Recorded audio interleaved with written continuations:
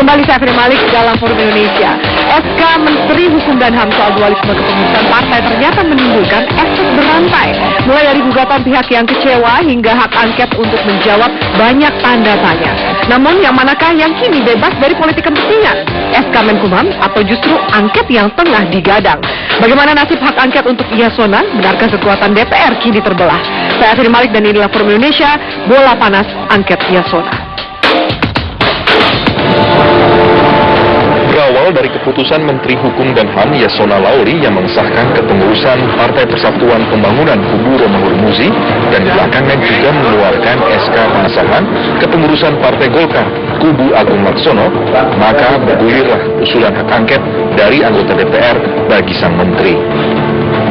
Hak angket dianggap sebagai upaya perlawanan yang pantas diajukan karena menteri yang berlatar belakang politisi PDI Perjuangan ini dinilai menyulut masalah dan memihak dalam menyelesaikan sengketa internal partai politik.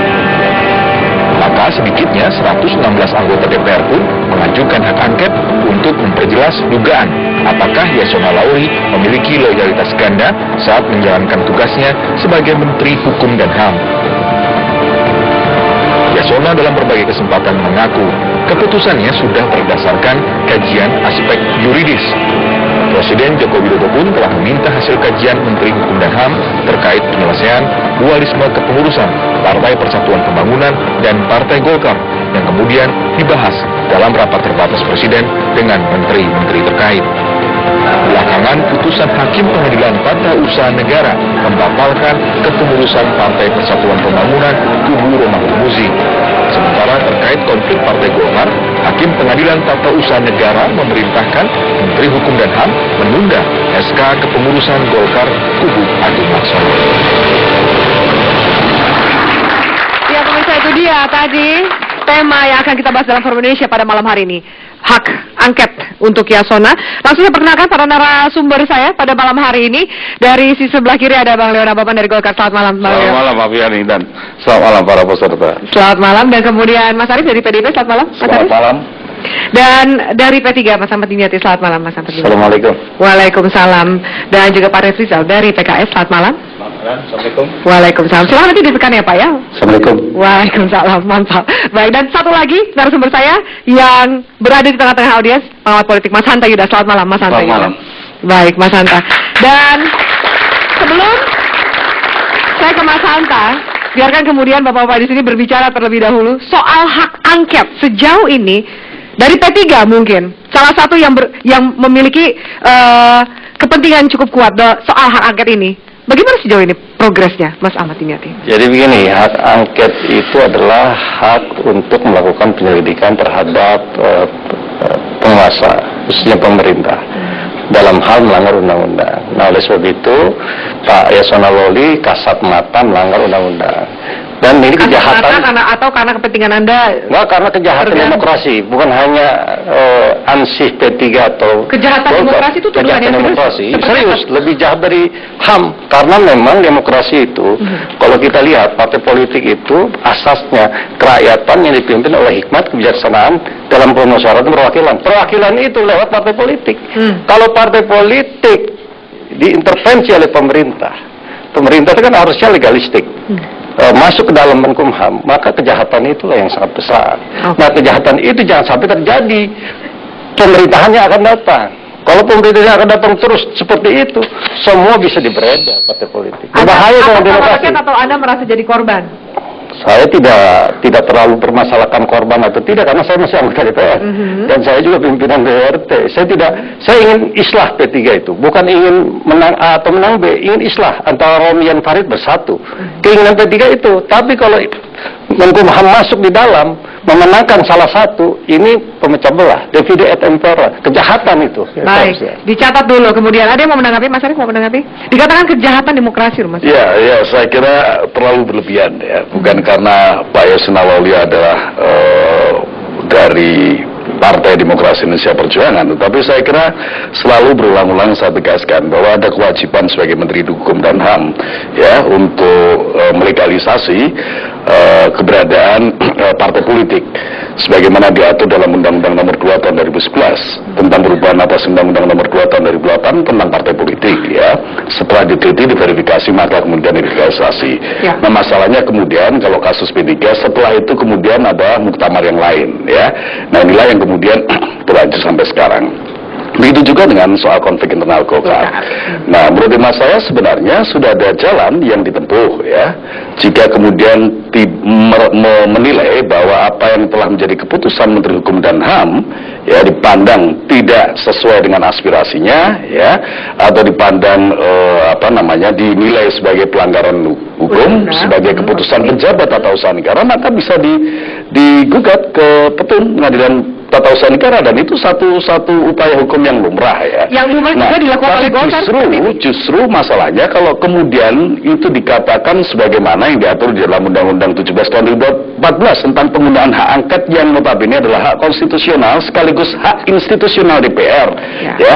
Bunyi pasalnya sudah jelas. Pasal 79 ayat 3 itu bunyinya adalah apabila hak DPR itu bisa dilakukan terhadap pelaksanaan suatu undang-undang dan atau kebijakan pemerintah yang berkaitan dengan hal penting, strategis, dan berdampak luas bagi kehidupan masyarakat, bangsa, dan negara yang diduga melanggar undang-undang. Nah, ini adalah problem partai politik. Saya ingin membandingkannya. Dulu pada masa Orde Baru ada yang disebut dengan pemberlakuan atau blade atau kebijakan pemberlakuan asas tunggal yang membuat semua partai ormas porak-poranda. Lah, itu saya kira memang tepat karena dampaknya luas. Kalau yang ini kan hanya kebetulan saja, ya, karena ada konflik yang tidak bisa diselesaikan melalui mekanisme internal partai masing-masing, maka kemudian itu menyebabkan Menteri Hukum dan HAM terlibat, dan ini terlibatnya bukan apa-apa karena ada kewajiban di dalam undang-undang, ada batas waktu. Ada kewajiban, kalau seminggu, ya, sejak itu diterima oleh Menteri Hukum dan HAM dan tidak diterbitkan keputusan, maka justru akan dinilai oleh para ahli-hukum bahwa Menteri Hukum dan HAM telah melakukan perbuatan melawan hukum. Sebelum Bang Leo, saya minta tanggapan Anda, Pak Revizal, Anda mau menambahkan, ini dikatakan justru itu ada kewajibannya dan juga justru taat dengan undang-undang. Jadi keputusan kalau menurut Pak Arief, kewajiban menteri ini yang kita anggap melanggar undang-undang. Nah, saya sebagai anggota DPR menjalankan fungsi saya yang ditugaskan oleh Undang-Undang Dasar yang melekat kepada anggota DPR pasal 20A. Hak angket adalah hak yang melekat kepada anggota dewan. Ini adalah sudah disampaikan oleh Pak Dimyati tadi. Ini kita anggap melanggar undang-undang dan berdampak luas. Kalau kita lihat sekarang di online, ya, di mana sekarang ini menjadi pembicaraan umum. Bukan hanya pembicaraan Golkar dan P3 saja, tapi sudah pembicaraan di pasar-pasar, di mana-mana, dan pembicaraan umum. Jadi dampak luas ukurannya menjadi pembicaraan umum gitu, Pak. Masyarakat, ya. Seperti itu. Kalau ukurnya apa sih, Pak? Dampak luasnya supaya mungkin yang pertama dia melanggar undang-undang dulu, yang jelas. Kita duga dia melanggar undang. Berdampak luas kita lihat sudah jadi pembicaraan. Kalau kita biarkan ini akan menjadi huru-hara yang tidak harus terjadi. Dikhawatirkan terjadi huru-hara di kemudian hari. Bang Leo. Jadi Pak Menteri ini sudah benar. Dia the right on the track itu. Kenapa? Undang-undang parpol mengatakan bahwasanya kalau ada pertikaian kepengurusan dan kelembagaan, serahkan ke Mahkamah Partai. Betul ya? Bapak-bapak yang buat loh. Nah, Pengadilan Jakarta Pusat kembali ke partai, kembali ke laptop. Pengadilan Jakarta Barat kembali ke laptop, ke partai. Partai ambil keputusan, bersidang kita melalui partai. Ada yang memenangkan. 2 hakim mengatakan yang sah adalah yang di Ancol, ada 2 hakim juga, ya. 2 hal tidak mengatakan apa-apa. Tapi ada orang hebat mengatakan ini sudah menang seri-seri. Bagaimana mau seri? Orang 2 kali aku menang, kau 2 kali kalah.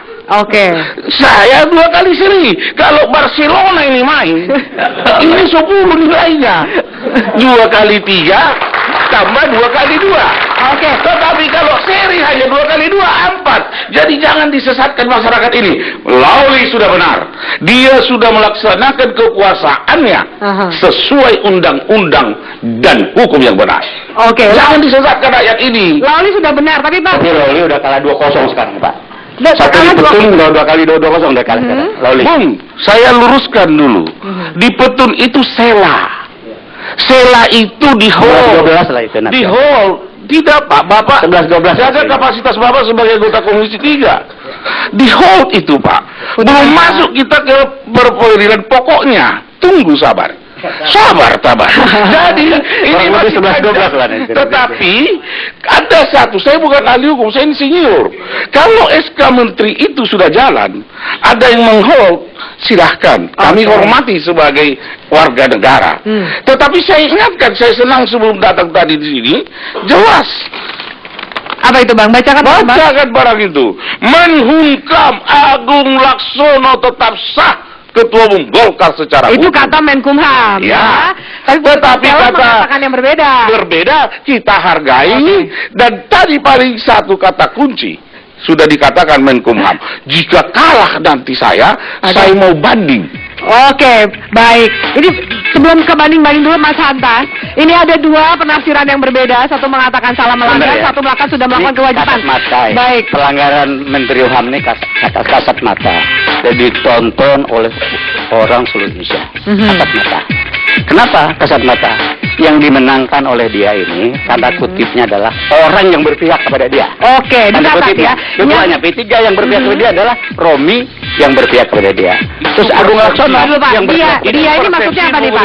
Dianya maksudnya apa? Yang kata Lawli lah. Saya kata. Oh, oke, baik. Ya udah, oke. Kita akan jeda, kami akan lanjutkan. Mas Hanta, saya minta komentar Anda usai jeda berikut ini dikatakan yang berpihak kepada dia. Kita lanjutkan Forum Indonesia sesaat lagi, tetap bersama kami.